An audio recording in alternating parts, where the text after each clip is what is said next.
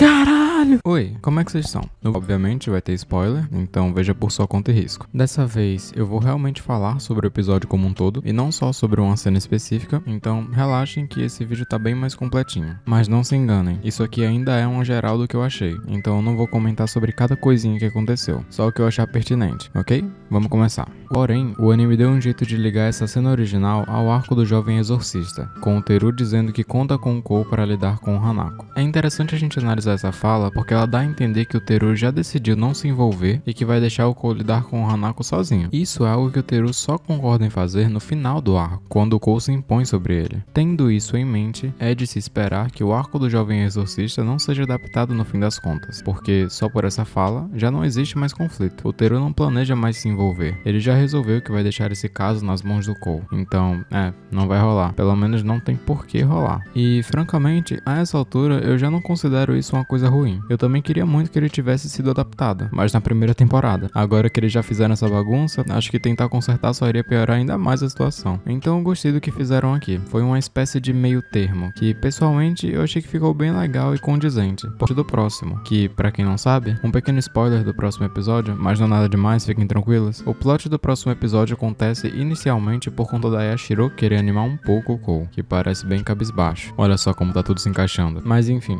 voltando ao episódio. Temos a canção da Yashiro. Muito foda. Eu não tenho muito mais o que comentar.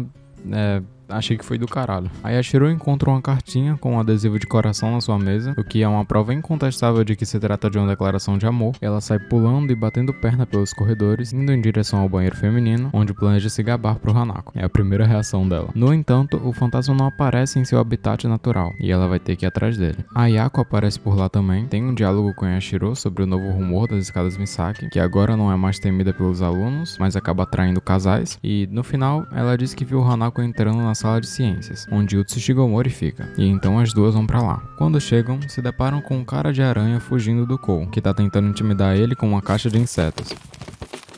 E eu só vou deixar aqui um trecho do que o meu eu do passado falou sobre essa cena. Essa tentativa de bajulação é nova pra mim. Bom, o Kou quer um favor do Tsushigomori, e quando a Yashiro pergunta o que seria, ele não sabe direito como responder, indo acontecer nessa cena. Essa trilha é bastante melancólica por si só, e quando inserida num momento como esse, num momento normal, acaba transmitindo uma sensação meio esquisita, como se tivesse algo errado. Nesse caso, ela indica o desconhecimento da Yashiro quanto à verdade sobre o seu tempo de vida restante. Todos naquela sala sabem exatamente o que tá acontecendo, menos ela. Ela não tem noção nenhuma. E isso é pesado, é triste, melancólico, como essa trilha nos faz sentir. É por isso que eu amei a inserção dela aqui. Muito bem, anime. Palmas, palmas. Depois desse breve momentinho, a gente pula alguns diálogos.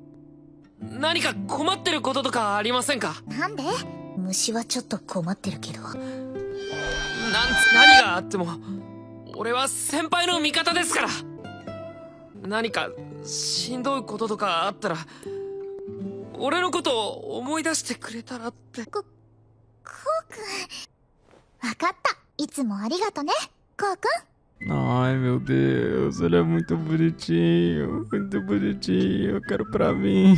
Não tenho muito o que dizer, que cena fofa, cara. As cores foram muito bem utilizadas, os designs dos personagens muito bonitos, a direção também ficou excelente, tudo perfeito, nota 1000. Uma maravilhosa adaptação. Meu Deus, é tão estranho falar isso, eu ainda não tô acostumado. E olha que essa não é nem a melhor cena do episódio. Depois disso, a Yashiro se vai e o Tsushigomori revela qual era o tal favor que o Kou queria dele, ver o futuro. O Kou queria encontrar um jeito de impedir o que quer que fosse ocasionar a morte da Yashiro, para assim salvá-la. Entretanto, o Tsushigomori explica que não tinha muito o que ele fazer não. A vida é o que ela é. A morte da Yashiro foi decidida desde o momento que ela nasceu. E blá blá blá, papinho desmotivador. O Kou está sendo uma criança birrenta e não liga para o que o seu professor está falando, ainda que faça muito sentido. Enquanto isso, Tsushigomori fuma e resolve que pode mostrá-lo um pouco do futuro, só para ele ver que não adianta de nada tentar mudar algo que já foi estabelecido desde o princípio. Agora, só um pequeno comentário acerca disso aí, faz completo sentido tudo que o Tsushigomori tá dizendo. É assim que as coisas são. Não tem muito que um pivete como o Kou possa fazer pra mudar. Contudo, talvez tenha algo assim que ele possa fazer. Seja lá como isso aconteceu, o Amané já mudou o curso da sua vida uma vez. Tsuchigomori trata ele como se fosse uma exceção, mas quem dirá que o Kou não possa ser o próximo? Vamos ter esperança, galera. Enfim, o Tsuchigomori pega o livro da Yashiro, que é um pouco estranho quando a gente para pra pensar que ele já tinha alugado o livro dela e tava ali, dentro da gaveta dele, mas tudo bem, acho que ele só tava preocupado mesmo. E aí ele mostra o que vai acontecer no dia de hoje, o grande evento, Safadeza.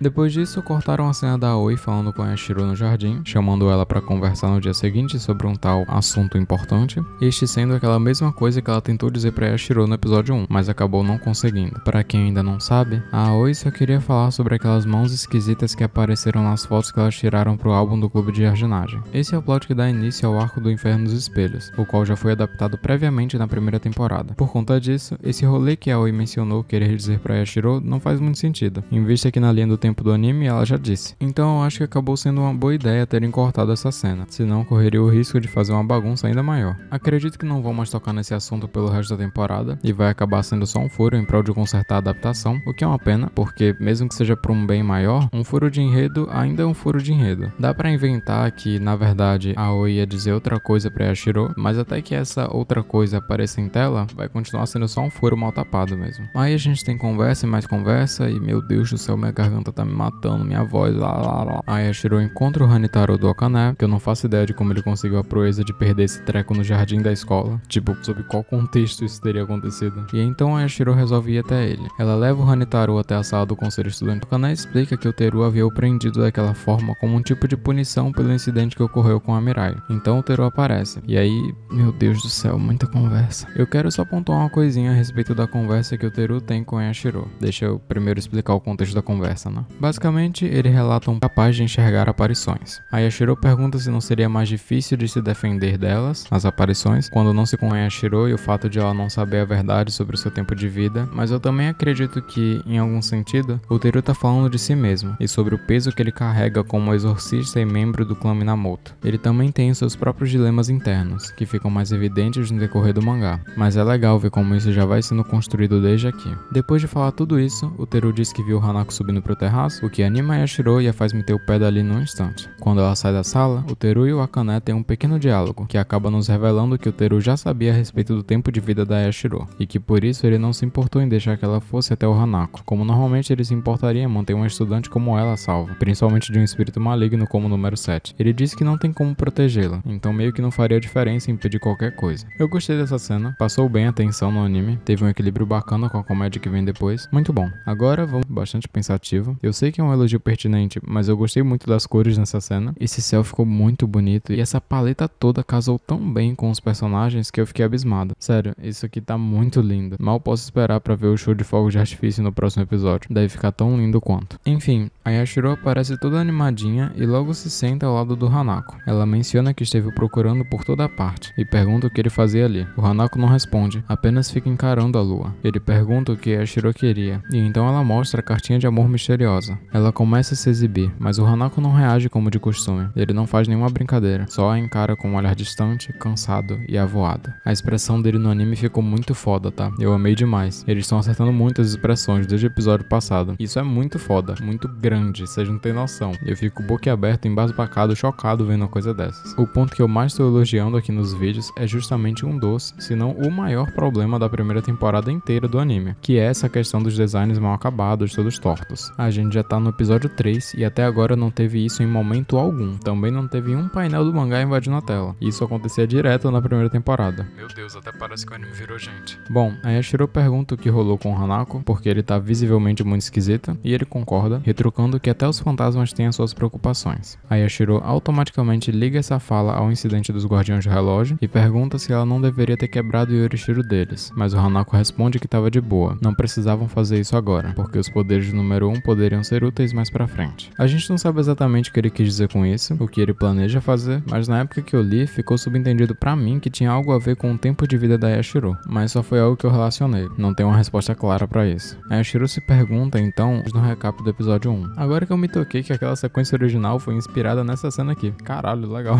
Então a Yashiro fica nessa de querer ajudar o Hanako a se sentir melhor, sem contar nessa direção foda, né? Percebam que nessa cena a Yashiro tá surtando dentro da própria cabeça, mas aí ela sobe as mãozinhas dela e abre a boca pra falar, olhando pras mãozinhas. E aí a cena corta pra fantasia dela, e as mãozinhas estão preenchidas pelos fantoches. Então, tipo, é uma brincadeira que eles fizeram aqui, de mesclar a realidade com a fantasia, mas que eu achei muito da hora. Não é nada demais, assim, não é uou, e é só por um momento, só alguns segundos, mas eu achei muito foda, não tem muito o que explicar, só achei muito bom, eu curti, queria exaltar isso aqui pra vocês. Enfim, Zuna Yashiro, ela puxa o Hanako pra perto, e esse take dos olhos dele foi um acréscimo muito bom mesmo, e essa cena ficou muito fofa, meu Deus do céu, eu simplesmente não tenho do que reclamar, ficou perfeito, eu não poderia imaginar uma adaptação melhor pra essa cena, a cara do Hanako todo constrangido, meu Deus, e Yashiro também.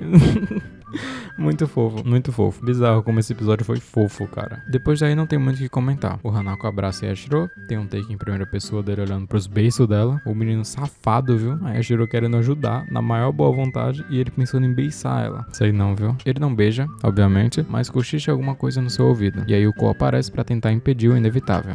Hanako vai embora e Yashiro derrete, porque o Hanako disse que a cartinha de amor não era pra ela, e sim pra Aoi. Nos é revelado que o remetente da cartinha é o Akane, foi ele quem escreveu, o que levanta uma pergunta bem importante. Por que ele deixou uma cartinha de amor pra Aoi na mesa da Yashiro? No mangá, não é mostrado quem foi que escreveu a carta. Eles inventaram aí no anime que foi o Akane, mas não faz muito sentido se a gente para pra pensar. Tipo, no mangá a gente até podia imaginar que era um admirador qualquer da Aoi, porque ela tem vários, né? E aí podia ser alguém que não é da sala dela e não sabia exatamente qual era sua carteira e acabou deixando por engano na mesa da Yashiro. Isso faz sentido. Agora, no anime, meteram que foi o Akane quem escreveu. E além dele ser fissurado pela Aoi, eles são da mesma turma. Então é muito difícil de acreditar que ele erraria a mesa desse jeito. Ficou um pouco forçado, mas não me incomodou tanto assim. Só foi algo que eu pensei e que pareceu não fazer muito sentido. Não faz sentido, mas tá tudo bem. Foi um acréscimo interessante, eu diria. Eu adorei esse episódio, muito melhor que o passado. E não sei dizer se gostei mais do que o primeiro, mas acho que os dois foram muito bons. Coincidentemente, os dois foram adaptados num ritmo decente de 2 capítulos, para vocês verem como a nossa percepção muda drasticamente dependendo do quão rápido as informações vão sendo entregues pra gente. Eu consegui sentir tudo nesse episódio, cada coisinha, cada momento foi único e conseguiu me marcar de algum jeito. Espero mesmo que o próximo episódio seja assim, porque ele tem muito potencial. É isso, gente. Muito obrigado pra quem viu o vídeo até aqui, e eu vejo vocês na próxima semana pra falar sobre o episódio 4. Espero que pra falar bem. Vamos todos torcer por isso.